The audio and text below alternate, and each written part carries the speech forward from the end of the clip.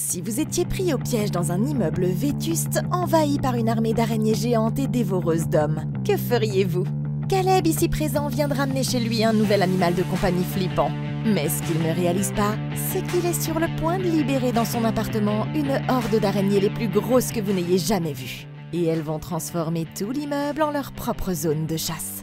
J'espère que vous n'êtes pas arachnophobe, parce que je suis là pour vous expliquer les erreurs commises, ce que vous devriez faire, et comment battre l'apocalypse des araignées dans Vermine. Cet immeuble est sur le point d'avoir le pire problème de parasites de tous les temps. Quelque part dans le désert, un pick-up cabossé rempli de braconniers est à la recherche d'une créature exotique mortelle. S'emparant de leur équipement, les hommes se préparent pour fouiller les dunes à la recherche d'un signe de ce qu'ils recherchent. La plupart des endroits qu'ils fouillent ne donnent rien, mais au bout d'un moment, un des hommes voit enfin ce qu'il cherche. Après avoir retourné une pierre, il découvre une sorte de grand terrier tapissé de toiles d'araignée tout autour. Et il appelle d'urgence ses compagnons pour qu'ils viennent le rejoindre rapidement. Les autres commencent tout de suite à remplir la cavité de gaz, dans l'espoir de forcer les araignées à sortir. Et une fois qu'ils ont terminé, le premier gars se penche un peu plus près pour voir ce qui se passe là-dessous. Mais ce sera sa plus grosse erreur. Tout à coup, une araignée de la taille de sa main surgit de là et mord le gars en plein dans le cou, le faisant immédiatement tomber à la renverse tout en se tordant de douleur sur le sol. Aussitôt, des dizaines d'autres araignées sortent du trou. Et au lieu de venir en aide à leur ami, les autres se précipitent pour attraper le plus grand nombre d'araignées possible dans de minuscules boîtes. Ce n'est qu'après les avoir toutes remplies que quelqu'un fait enfin quelque chose pour leur ami. Mais au lieu d'essayer de le sauver, un des hommes se contente de prendre une machette et de mettre brutalement fin à ses souffrances. Ok, ça a l'air un peu douloureux, et quelque chose me dit que Spider-Man n'aura pas de super pouvoir cette fois-ci. Alors si je devais donner un conseil à ses compagnons, je leur suggérerais de se trouver une nouvelle occupation avant de se faire soigner à la machette. Les araignées que nous voyons à l'écran sont en fait une espèce réelle, appelée araignée géante Sparacidae, ou en anglais Huntsman. Et avec le mot géant littéralement dans leur nom, vous devez déjà vous douter qu'un seul coup d'œil à ces choses pousserait la plupart des gens à se jeter sur le lance-flamme le plus proche. Croyez-le ou non, le réalisateur a en fait utilisé 200 araignées réelles sur le plateau. Et si c'est pas cauchemardesque comme sensation, je ne peux pas vous dire ce que c'est. Il s'agit de la plus grande araignée du monde en termes d'envergure des pattes, et bien qu'elles ne soient pas aussi grosses que certaines de celles que nous verrons plus tard, elles atteignent régulièrement jusqu'à 30 cm de long. Ouais, c'est un gros nom de ma part, les gars. Pendant la journée, ces araignées préfèrent s'abriter dans des grottes, des écorces d'arbres, des crevasses ou tout autre endroit sombre et isolé, où elles peuvent se reposer et rester à l'abri des prédateurs. Un peu comme vous dans la cave de votre mère. Non, sérieusement. La nuit, elles s'appuient sur leur esprit d'équipe, leurs réflexes aiguisés et leur rapidité d'exécution pour chasser leurs proies, qui sont principalement des insectes de petite taille.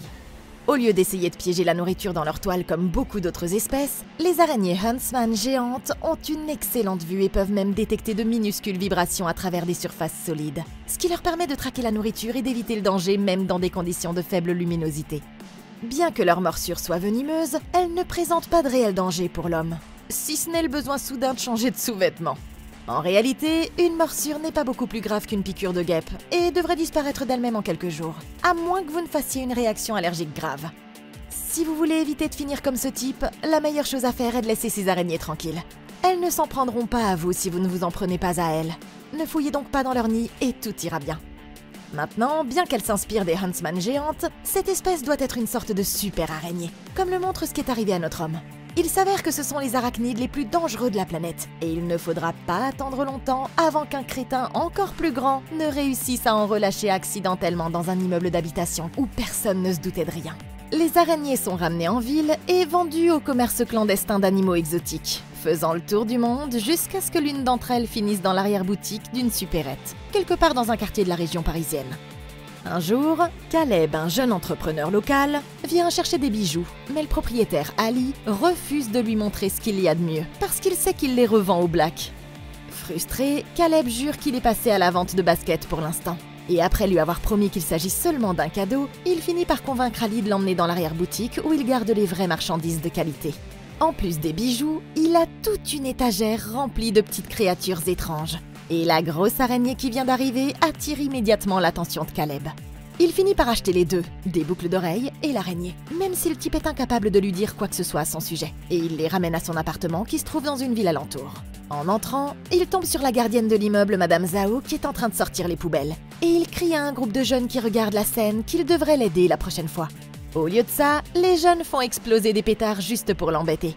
Mais Caleb attrape l'un d'eux, Moussa, et lui prend son sac, remettant les pétards à Madame Zhao et disant aux jeunes de se tirer. Avant de monter à l'étage, Caleb se rend à son box dans le sous-sol glauque de l'immeuble, où il surprend son pote et associé Mathis en train de voler les vélos des enfants du quartier. Frustré, il engueule Mathis pour avoir volé les gens du quartier, et il lui rappelle qu'ils devraient plutôt se concentrer sur leur business de basket au lieu de ça, surtout s'ils veulent un jour gagner de l'argent de manière honnête. En consultant leur liste de commandes, Mathis indique qu'un de leurs clients, Toumani, cherche une paire de Nike Tien. Mais quand Caleb va chercher la boîte, il s'aperçoit que de l'eau s'est infiltrée à l'intérieur par une fuite au plafond. Les chaussures sont encore en parfait état, mais Caleb ne les vendra pas à un client si la boîte n'est pas elle aussi en parfait état. Il envoie donc Mathis en chercher une nouvelle avant de dire à Toumani qu'ils sont partants. À l'étage, Caleb trouve sa sœur Manon en train de faire de gros travaux de rénovation dans leur salle de bain. Depuis le décès de leur mère il y a 2 ans, elle n'a de cesse d'essayer de rénover leur appartement pour le vendre. Mais Caleb trouve qu'elle n'a pas de cœur à vouloir passer à autre chose si tôt. Ce qui l'agace encore plus, c'est qu'elle va toujours dans sa chambre pour débrancher les lampes chauffantes de ses diverses bestioles exotiques, qu'il aime collectionner parce qu'elles lui rappellent son enfance. Il sort la nouvelle araignée de son sac et décide de l'appeler Rihanna. Il lui donne une boîte à chaussures qu'il tapisse de papier toilette en guise de maison temporaire, jusqu'à ce qu'il puisse lui en fabriquer une meilleure. Mais ce qu'il ne réalise pas, c'est qu'il vient de signer l'arrêt de mort de tous les habitants de l'immeuble. Dans la cuisine, Caleb reproche à sa sœur de s'en prendre à ses affaires en lui expliquant que ces animaux risquent de mourir s'ils n'ont pas une source de chaleur adéquate. Elle se plaint que tout ce qu'il fait, c'est faire grimper leur facture d'électricité. Et elle dit qu'il n'aura jamais l'argent pour acheter l'appartement comme il le prévoit, ce qui amène Caleb à la traiter d'égoïste. Puis il s'en va pour la fête de départ de leur voisine du dessus, Claudia. Parallèlement, alors que tout le monde dans l'immeuble s'occupe de ses affaires, la nouvelle araignée de Caleb creuse le côté de la boîte de chaussures et disparaît dans sa chambre, sur le point de se livrer à un déchaînement de destruction qui est pire que tout ce qu'il pourrait imaginer. Ok. Eh bien, n'est-ce pas tout simplement fantastique? Maintenant, on va devoir brûler tout le bâtiment. Je vais essayer de rester poli avec toi, Caleb. Tu as l'air d'être un bon garçon. Mais si j'étais une de tes voisines en ce moment même, je voudrais que ton petit cul soit condamné à la chaise électrique pour ça. Et même là, je n'ai pas l'impression que ce serait une punition suffisante. Honnêtement, je ne pense même pas avoir besoin de dire ce que nous pensons déjà tous ici. Mais tu sais quoi? Je pense que je dois le faire. Caleb, mon garçon, tu as grandement merdé. Je sais que les choses ont probablement été assez difficiles ces dernières années après ce qui s'est passé avec ta mère et tout le reste. Et si collectionner des araignées géantes venimeuses te permet de te sentir mieux, eh bien, ça ne regarde vraiment personne d'autre. Jusqu'à ce que tu relâches accidentellement l'une d'entre elles dans le reste du bâtiment. Où des gens vivent avec leur putain de famille. Là, ça devient un problème. Tu vois, c'est exactement la raison pour laquelle tu n'es pas censé acheter toutes ces créatures exotiques dont tu ne sais absolument rien. Tu dois comprendre les lois, les risques pour la sécurité et tous les soins à apporter à l'animal si tu veux lui donner un bon foyer et éviter des situations comme celle-ci. Il y a une raison pour laquelle on ne trouve pas Spiderzilla dans les animaleries, parce que leur habitat les rend extrêmement difficiles à garder en captivité. Par ailleurs, l'achat d'animaux sauvages capturés dans la nature ne fait que favoriser le commerce illégal d'animaux de compagnie, et la surexploitation de ces prédateurs peut avoir un impact négatif considérable sur l'ensemble de l'écosystème. Par conséquent, si la conservation était ton objectif, c'est certainement pas la meilleure façon d'y parvenir. Je pourrais peut-être passer l'éponge si tu avais au moins pris le temps de la placer dans un enclos adéquat. Mais une boîte à chaussures, vraiment, ça aurait pu marcher avec une araignée normale. Mais là, c'est Rihanna. N'oublions pas que tu n'as aucune idée de la dangerosité de ta nouvelle protégée, et que tu as laissé la vie de tous les habitants de l'immeuble entre les mains d'un simple morceau de carton. Et maintenant, cette décision est sur le point de se retourner contre toi de façon extraordinaire. Si tu avais fait tes recherches, tu aurais su que ce n'était qu'une question de temps avant que l'araignée ne décide de trouver un meilleur endroit pour vivre. Et ce qui va se passer maintenant sera à ta charge et à celle de ta sœur. Mais vous n'avez absolument aucune idée de la gravité de la situation. Ce bâtiment entier est sur le point de se transformer en une version de l'enfer propre aux arachnophobes. Et une fois que les gens commenceront à tomber comme des mouches, une chose deviendra tout à fait claire. Caleb, mon pote, tu as sérieusement merdé. Plus tard dans la nuit, Caleb retourne dans sa chambre et constate que l'araignée a complètement disparu de la boîte à chaussures. Paniqué, il se met immédiatement à fouiller chaque centimètre carré de la pièce, à la recherche d'une trace de l'araignée. Mais il ne trouve rien, quel que soit l'endroit où il regarde. En retournant une boîte cadre exposant des insectes conservés, il découvre une sorte de cocon de toile enroulé autour d'un des spécimens. Sans réfléchir, il jette le cocon dans une boîte à chaussures vide et la met sous le lit. Et comme l'araignée elle-même est toujours en liberté, Caleb décide qu'il préfère passer la nuit sur le canapé du salon. Tard le lendemain matin, Caleb se réveille en entendant des bruits de chantier provenant de la salle de bain. et il y trouve son ancien meilleur ami Jordi, sa petite amie Lila, qui est amie avec Manon, et son pote Mathis, qui aident tous sa sœur à remettre l'endroit en état. Il commence à reprocher à Caleb de s'être couché si tard. Du coup, il décide de les laisser tranquilles et de se rendre au parking pour donner sa paire de baskets à Toumani. Ce dernier est ravi de le voir, et il se félicite de pouvoir jeter sa vieille paire abîmée. Mais c'est alors qu'ils sont confrontés à leur trou de cul de voisin Gilles, qui est convaincu que le commerce de baskets de Caleb n'est qu'une couverture pour vendre des substances illicites. Après avoir dit à Gilles de se tirer, Toumani se rend au local à poubelle de l'immeuble pour se débarrasser de sa vieille paire. Mais alors qu'il enfile ses nouvelles baskets, il est tout à coup piqué au pied par l'araignée de Caleb qui s'était cachée dans l'une d'entre elles. Agacé, il jette un coup d'œil à l'intérieur pour voir ce qu'il a piqué. Et l'araignée se met tout à coup à grimper le long de son bras.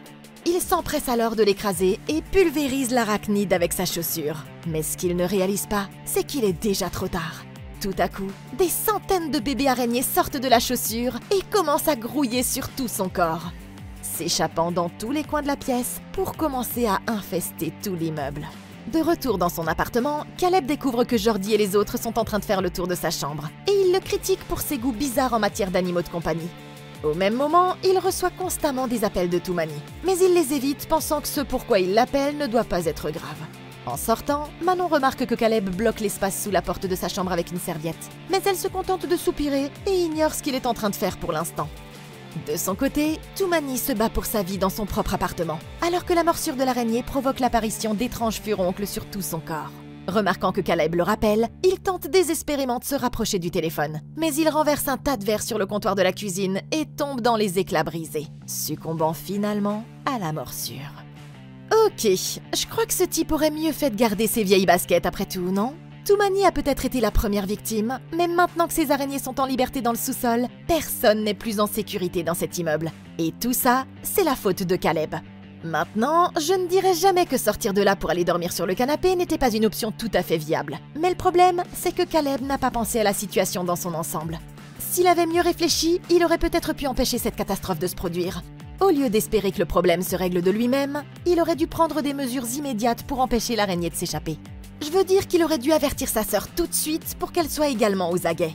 Ensuite, il aurait dû sceller complètement toutes les issues possibles pour que l'araignée ne puisse pas sortir de sa chambre et l'empêcher ainsi de s'enfuir dans le reste de l'appartement. La seule chose qu'il a bien faite, c'est de vérifier les endroits où l'araignée pouvait se trouver. Le seul problème, c'est qu'il n'a pas vérifié l'intérieur des chaussures de Toumani. Et sachant que cette espèce d'araignée préfère les espaces clos et sombres, il est plutôt logique que ce soit là qu'elle ait choisi de se cacher. Il aurait également pu essayer de tendre un piège à l'araignée ou de la tirer en utilisant des insectes vivants comme appât. Il aurait ensuite pu la capturer dans un récipient s'il voulait la garder en vie, ou la piéger sur une surface collante si tout ce qui comptait pour lui était de s'assurer de la capturer. Bien sûr, si rien de tout cela ne fonctionnait, il aurait pu essayer d'appeler le service de lutte contre les parasites ou un expert local en animaux exotiques pour l'aider. Bien que Caleb n'ait pas trouvé l'araignée, il a trouvé quelque chose qui est sans doute bien pire. Cet étrange petit cocon de toile. Et s'il connaissait un tant soit peu l'espèce, il aurait su qu'il s'agissait d'un sac d'œufs. Au cours de la dernière étape de leur processus de reproduction, les araignées Huntsman géantes pondent un sac d'œufs de forme ovale en soie d'araignée dans une crevasse isolée ou dans un autre endroit protégé, comme la boîte cadre que nous avons vue ici.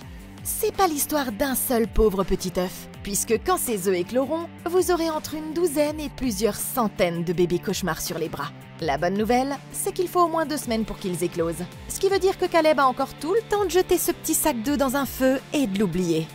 Mais ces araignées-là ne respectent pas les règles. Et en l'espace de quelques heures seulement, nous avons déjà un énorme essaim d'araignées qui se promène dans tout le bâtiment. Le pire, c'est que ces araignées sont également capables d'accélérer le processus de maturation.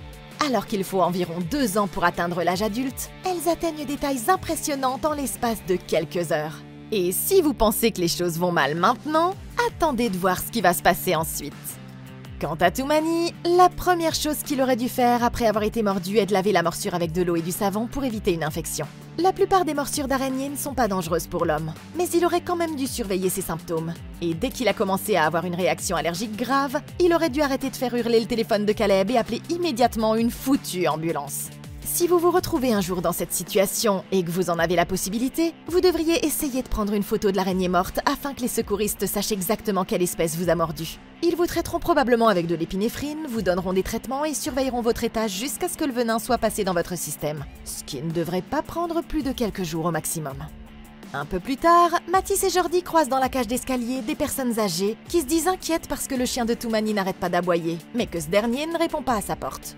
Dans le couloir, ils trouvent Caleb debout à l'extérieur de l'appartement du jeune homme avec quelques autres résidents, tous essayant de comprendre ce qui a pu arriver à leurs voisins. Finalement, Gilles décide d'entrer de force, mais quand il voit ce qui les attend de l'autre côté, ils regrettent tous d'avoir regardé. La police arrive pour enquêter sur la scène, informant les autres qu'ils peuvent maintenant retourner dans leurs appartements, mais que personne n'est autorisé à quitter l'immeuble, de peur que Toumani n'ait été le patient zéro d'une sorte de virus mortel. Gilles commence immédiatement à accuser Caleb d'avoir vendu à l'homme des produits dangereux, mais ce dernier insiste sur le fait qu'il est totalement innocent, et la police intervient pour les séparer avant que la dispute ne se transforme en une énorme bagarre. Au même moment, Madame Zhao descend son matériel de nettoyage au sous-sol où elle remarque la quantité folle de toiles d'araignée partout, et elle se précipite hors de la pièce. Pendant un instant, on a l'impression qu'elle est partie, mais une minute plus tard, elle revient avec 2 bombes d'insecticides et commence à ventiler la pièce, ce qui a pour effet de faire sortir les centaines d'araignées par les bouches d'aération. À l'étage, Lila se lave les mains dans le lavabo de la salle de bain quand elle entend la grille de la bouche d'aération tomber sur le sol. Elle s'empare d'un escabeau, se hisse sur la pointe des pieds pour tenter de la remettre en place, mais elle perd l'équilibre et se ramasse dans la douche, en se blessant au passage. Alors qu'elle se relève, elle remarque un mouvement bizarre venant de derrière la serviette accrochée à la porte. Quand elle va jeter un coup d'œil, une des araignées sort de l'intérieur et grimpe le long de son bras, la forçant à reculer dans la douche. En entendant ça, Jordi arrive avec un verre et une feuille de papier. Et il commence à essayer de capturer l'araignée vivante. Mais il est tellement effrayé par sa taille à chaque fois qu'il s'en approche qu'il hésite et rate sa cible à la dernière seconde. Maintenant, Caleb et les autres observent Jordi depuis l'embrasure de la porte qui essaie et échoue encore plusieurs fois à piéger l'araignée dans le verre. Mais celle-ci se faufile autour de lui et se réfugie sous le lavabo. De plus en plus frustré, Jordi décide qu'il n'a plus à jouer les gentils et il commence à essayer d'écraser l'araignée avec un balai. Mais quand il pense qu'il a réussi, la petite bête s'élance sur le manche à balai et se dirige droit vers lui. L'araignée étant maintenant accrochée à l'extérieur de la douche, Jordi la frappe aussi fort qu'il le peut avec une serviette et commence à la piétiner sur le sol. Mais quand il regarde pour confirmer sa mort, un essaim entier de bébés araignées sort de dessous. Et encore plus de bébés araignées commencent à se déverser par le siphon de la douche. Se rendant compte qu'ils sont en infériorité numérique, Jordi attrape Lila et la fait sortir précipitamment de la pièce. Ils commencent tous à sceller la porte de la salle de bain avec du ruban adhésif, déterminés à garder les araignées piégées à l'intérieur. Mais ce qu'ils ne savent pas encore, c'est qu'elles ont déjà pris le contrôle de tout le bâtiment. Ok, bon, là ce serait vraiment le mauvais moment pour se rappeler qu'on a oublié son téléphone dans la salle de bain, pas vrai? Madame Zhao a eu une bonne idée ici. Et elle aurait pu être la véritable meilleure joueuse de toute cette situation si elle n'avait pas commis une erreur cruciale. En essayant de résoudre le problème sans vraiment savoir à quel point il était grave, elle a fini par pousser les araignées plus profondément dans les bouches d'aération et a accidentellement aggravé la situation. Une meilleure stratégie aurait été de sceller les bouches d'aération, les portes et autres voies d'accès au reste du bâtiment avant de passer à l'attaque. De cette façon, elle aurait pu contenir les araignées au sous-sol jusqu'à ce qu'elle soit sûre de s'en être débarrassée. Si elle avait pris une lampe de poche et regardé autour d'elle, le nombre d'araignées et de toiles d'araignées géantes sur les murs lui aurait fait comprendre qu'elle était clairement en infériorité numérique. De plus, ce qui est arrivé à Toumani prouve déjà qu'elles peuvent être extrêmement dangereuses, même si à ce stade, elle ne savait pas encore à quel genre d'espèce elle avait affaire. Tout compte fait, la meilleure décision aurait été de se tirer de là et de laisser les exterminateurs professionnels s'en occuper. Mais malheureusement, il est maintenant bien trop tard pour ça. Quant à nos amis de l'appartement, Lila a eu de la chance de ne pas s'être cassé un truc en tombant dans la douche. Je lui donne un A pour l'effort, mais elle devrait peut-être demander à quelqu'un de plus grand de l'aider la prochaine fois, au lieu de se rompre le cou en réparant une bouche d'aération. Évidemment, n'importe qui perdrait son sang-froid si une araignée aussi grosse venait tout à coup grimper le long de son bras. Mais une fois le choc initial de la rencontre passé, tout ce qu'elle avait à faire était de sortir calmement de la salle de bain, sans faire de mouvements brusques qui auraient pu provoquer l'attaque de l'araignée, et elle aurait été libre de ses mouvements. Sinon, il suffisait de prendre une serviette et d'écrabouiller cette horreur. N'importe quoi d'autre au lieu de se retrouver coincé dans la douche avec elle. Jordi, qui adore les bestioles, voulait d'abord attraper l'araignée et la relâcher vivante. Soit, mais dès que les bébés ont commencé à sortir du siphon et à passer sous la serviette, personnellement, j'aurais fait une combinaison de sprint et de gigue irlandaise vers la porte, tout en essayant d'en écraser autant qu'il était humainement possible. Maintenant que les araignées ont pris possession de la salle de bain, le fait de commencer par sceller cet endroit était une très bonne idée. Mais après avoir vu ce qui est arrivé à Toumani, je vous assure que je ne m'arrêterai pas là. Cette situation est déjà allée beaucoup plus loin qu'elle n'aurait dû. Alors si c'était moi, la prochaine chose que je ferais serait d'appeler les autorités pour les mettre au courant de ce qui se passe. Et ensuite, j'essaierais de sortir de ce putain de bâtiment par tous les moyens nécessaires. Après avoir scellé la porte, les autres commencent à demander à Caleb s'il sait quelque chose à propos des araignées. Et bien qu'il essaie d'abord de jouer les idiots, les preuves accablantes le forcent finalement à admettre que c'était la sienne. Le problème, c'est qu'il dit qu'il n'a acheté qu'une seule araignée, et que celle de la salle de bain était beaucoup plus grosse que la sienne. De retour dans sa chambre, Mathis suggère que l'araignée de Caleb a dû avoir des bébés, et qu'ils ont atteint cette taille énorme pour se défendre de leurs nouveaux prédateurs, les humains qui vivent là. Bien sûr, quand ils ouvrent la boîte où Caleb a mis le cocon, ils découvrent qu'elle est pleine de bébés araignées vivants, et ils scellent immédiatement le couvercle avec du ruban adhésif pour qu'ils ne puissent pas sortir. Alors que Madame Zhao nettoie le rez-de-chaussée, elle trouve une des énormes araignées mortes sur le sol et remarque qu'une équipe de policiers verrouille le bâtiment pour une quarantaine temporaire. En suivant les toiles d'araignée le long du couloir, elle soulève une plaque du plafond et commence à nettoyer la zone avec son spray d'insecticide. Mais quand elle regarde par la trappe pour vérifier la scène du crime, une des araignées lui saute tout à coup au visage, ce qui la fait glisser de l'escabeau et tomber dans l'escalier jusqu'au sous-sol. Caleb et les autres sont toujours dans son appartement, et ils ont scellé toutes les bouches d'aération et tous les conduits d'évacuation avec du ruban adhésif pour empêcher d'autres araignées d'y pénétrer. Jordi, Lila et Manon décident de tenter de sortir de l'immeuble, mais Caleb et Mathis sont convaincus que la police ne fera rien pour les aider, et ils refusent de laisser leurs voisins se débrouiller seuls, alors qu'eux vont tous essayer de se mettre à l'abri. Ils parviennent à un compromis et décident tous les deux de se rendre dans les couloirs pour essayer d'alerter le plus de monde possible. Et ils promettent à Jordi qu'au bout de 15 minutes, ils essaieront de sortir de l'immeuble tous ensemble. Moussa, qui ne sait toujours pas ce qui se passe, fait de la muscu dans sa chambre. Et quand il se regarde dans le miroir, il aperçoit une araignée de la taille de sa tête qui grimpe le long du mur derrière lui. Caleb et Mathis sont justement à l'extérieur de chez lui pour essayer de l'avertir, mais sa musique est tellement forte qu'il ne les entend pas frapper. C'est alors que Moussa voit que l'araignée s'est accrochée de l'autre côté de la pièce, et il lui donne un coup de pied si fort qu'il finit par passer toute sa jambe à travers le mur. Il remarque les grosses toiles d'araignée de l'autre côté, et cet imbécile décide d'y mettre la tête pour mieux voir. Et, évidemment, les araignées attaquent immédiatement et se mettent à grimper sur tout son corps. Ok, la fête est officiellement terminée pour Moussa, mais pour les araignées, elle ne fait que commencer. Ce qui est fou, c'est que Madame Zhao et Moussa seraient peut-être encore en vie maintenant s'ils n'avaient pas fait la même erreur critique de mettre leur tête directement dans la game zone des araignées. Tout comme le pauvre gars qui a été attaqué au tout début. Pour Caleb et les autres, le but ultime, une fois qu'ils auront prévenu le plus grand nombre de personnes possible, sera évidemment de se mettre à l'abri. Le seul problème, c'est qu'ils risquent de rencontrer plein d'autres araignées en allant vers la sortie. Mais il existe des moyens d'augmenter leurs chances de survie s'ils prennent le temps de se préparer. Tout d'abord, il faudra éviter les araignées autant que possible. Ce qui veut dire qu'il faudra se déplacer doucement et calmement pour ne pas déclencher la pulsion de proie des créatures. Le fait de mettre plusieurs couches de chaussettes par-dessus leurs chaussures devrait permettre d'étouffer le bruit de leurs pas. Et ils pourraient également essayer de lancer quelque chose de bruyant pour distraire les araignées s'ils doivent les contourner ou les attirer loin d'une zone importante.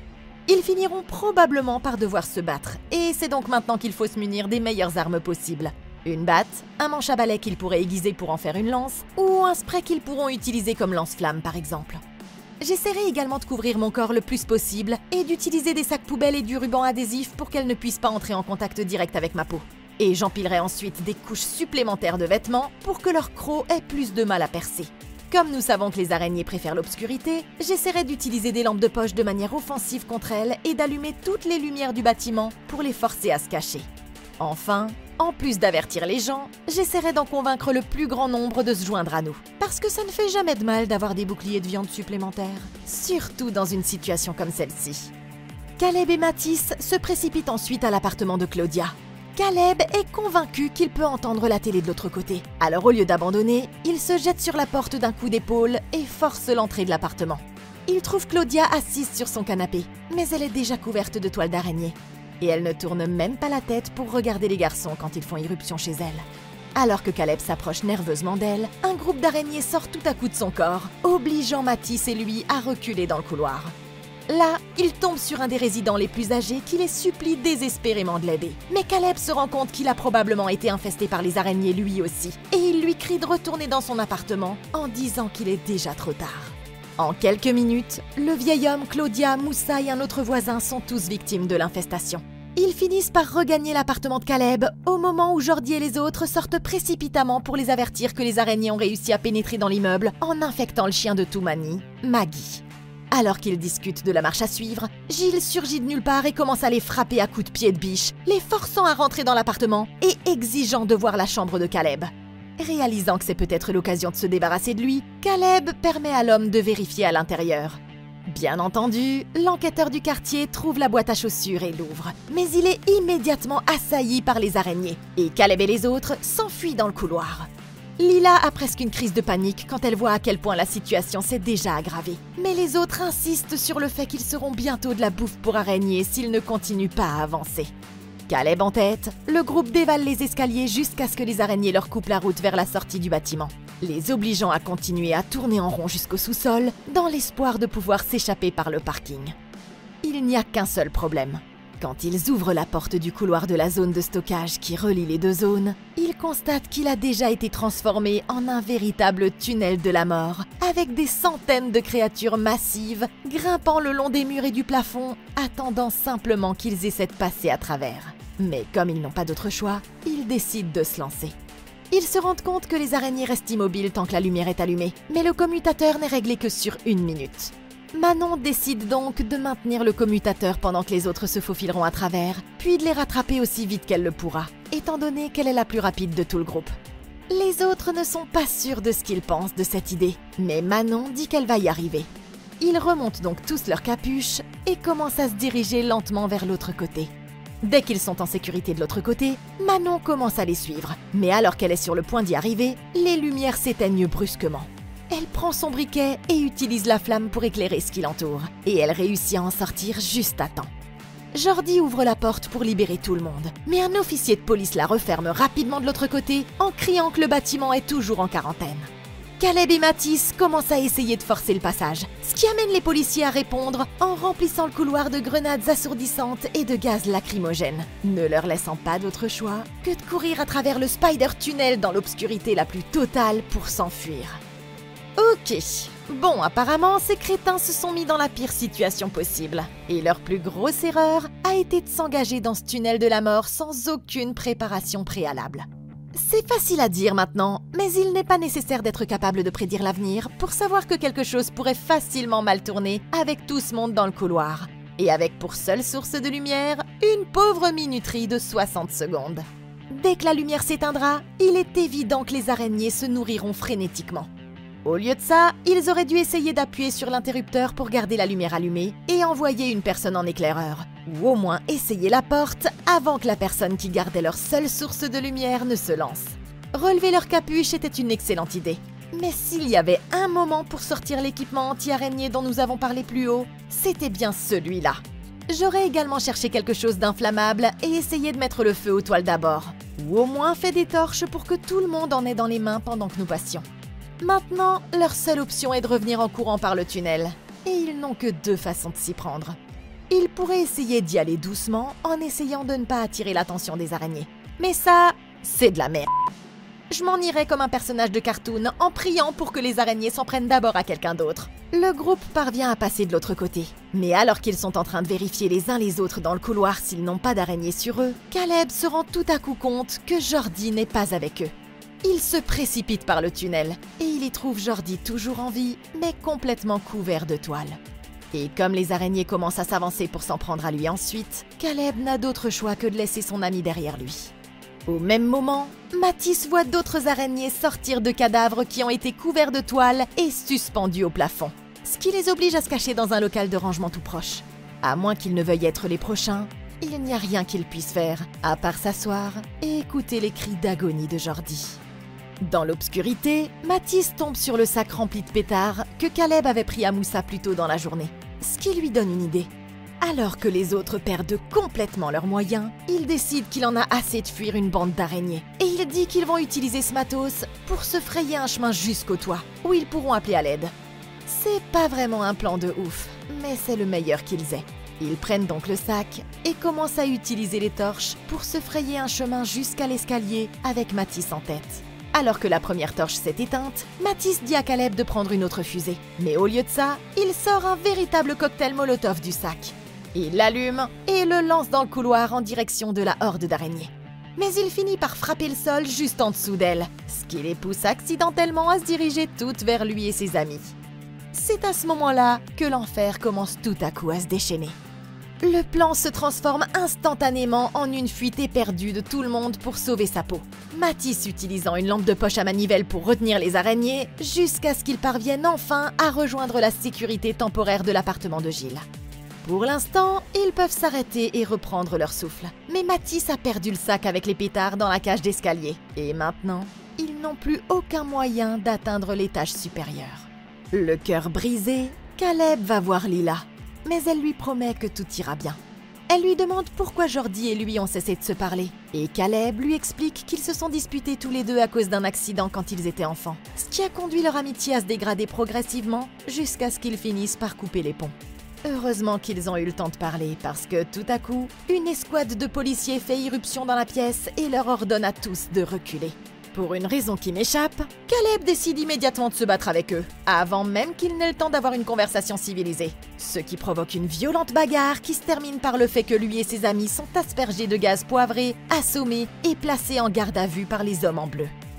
Ok, à ce stade, je commence à penser que Caleb essaie en fait de faire tuer tout le monde. Je ne sais pas trop ce que Matisse essayait de faire en se rendant sur le toit. Puisque la police sait déjà qu'ils sont à l'intérieur, personne d'autre ne pourra les aider tant qu'ils auront mis le bâtiment en quarantaine. En plus, ils auraient dû se frayer un chemin à travers 15 étages d'araignées juste pour y arriver. Un meilleur plan aurait été d'utiliser les torches pour se frayer un chemin jusqu'à la fenêtre la plus basse possible, puis d'essayer de sortir par là. La police n'a pas pu les en empêcher, ce qui veut dire qu'ils n'ont plus qu'à se préoccuper de trouver un moyen de descendre en toute sécurité. Je pourrais essayer de fabriquer une corde avec les matériaux que je pourrais trouver, ou simplement tenter de descendre à la manière de Assassin's Creed. Je ne dis pas que ça aurait été facile, mais quoi qu'ils aient tenté, ça aurait été mieux que de s'enfoncer plus profondément dans le bâtiment, ça c'est sûr. Pas d'inquiétude cependant, parce que la police est là, et que tous leurs problèmes sont résolus, pas vrai? Non! Ils étaient littéralement les plus proches d'un sauvetage, mais Caleb a décidé de se battre avec eux. C'était pas le bon moment, mon pote. Maintenant, il va se retrouver avec un casier, même s'ils parviennent tant bien que mal à sortir d'ici en vie. Mais ils ont encore un long chemin à parcourir. Caleb se réveille et découvre qu'ils ont tous été emmenés dans le parking, où une équipe plus importante d'officiers se tient prête à surveiller la situation de l'intérieur. Ils ont progressivement éliminé les araignées à l'aide d'insecticides, mais ils n'ont toujours pas tenté d'aider les personnes coincées dans leurs appartements, de peur de relâcher accidentellement les créatures dans la ville. Un des officiers vient s'excuser pour la façon dont ils ont géré les choses, disant que ce n'était qu'une question de procédure. Mais dès qu'il est hors de portée de voix, Matisse révèle qu'il a également été mordu lors de l'attaque. Et comme il ne lui reste plus que quelques minutes à vivre, il décide de mettre au point un dernier plan. Sautant sur ses pieds, Matisse réussit à se faufiler et à éteindre le générateur de secours des officiers avant de se jeter tête baissée sur l'homme qui bloque la porte, libérant ainsi l'armée d'araignées dans le garage. Et maintenant, Caleb et les filles ont une dernière chance de s'enfuir. En quelques secondes, la situation se transforme en véritable chaos et des centaines d'araignées envahissent le garage. Caleb et Lila parviennent à s'abriter derrière une voiture voisine et à la libérer de ses attaches. Mais Manon est toujours portée disparue quelque part dans la bataille. Caleb la repère à l'autre bout du garage. Il parvient à attraper Manon, mais se prend une balle dans la jambe, et tous deux finissent par se réfugier à l'arrière d'une camionnette voisine, où elle parvient à arrêter l'hémorragie en enveloppant sa blessure à l'aide d'un tendeur.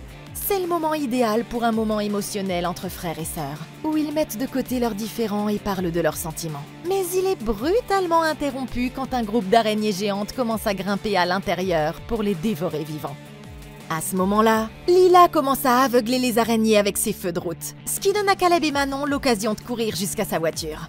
Dès qu'ils sont à l'intérieur, Lila enclenche la vitesse et se dirige vers la sortie. Mais le seul moyen de sortir est d'ouvrir la porte de garage à la main, et une araignée presque aussi grosse que la voiture bloque le passage.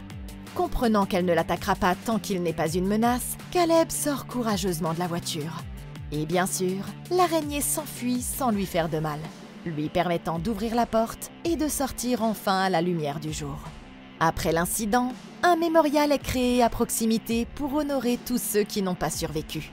Et le gouvernement décide de détruire l'ensemble du bâtiment afin de contenir l'infestation. Caleb se rend dans la forêt pour cacher une photo de Jordi et lui quand ils étaient enfants, sachant qu'il devra probablement passer du temps en prison pour ses crimes. Mais pendant qu'il est là, une des araignées apparaît tout à coup sur son épaule. Et il décide de la relâcher pacifiquement dans la nature, ayant appris qu'il vaut parfois mieux laisser ce genre de créatures là où elles doivent être. Mais qu'auriez-vous fait? Les araignées? Non, on s'en tape. Mais dites-moi dans les commentaires ce que vous auriez fait. Merci beaucoup d'avoir regardé. Laissez un like, abonnez-vous et consultez la playlist de Comment battre pour d'autres vidéos comme celle-ci. Je suis là pour vous. Nous, on se retrouve dans le prochain épisode. Et comme toujours, passez une excellente journée!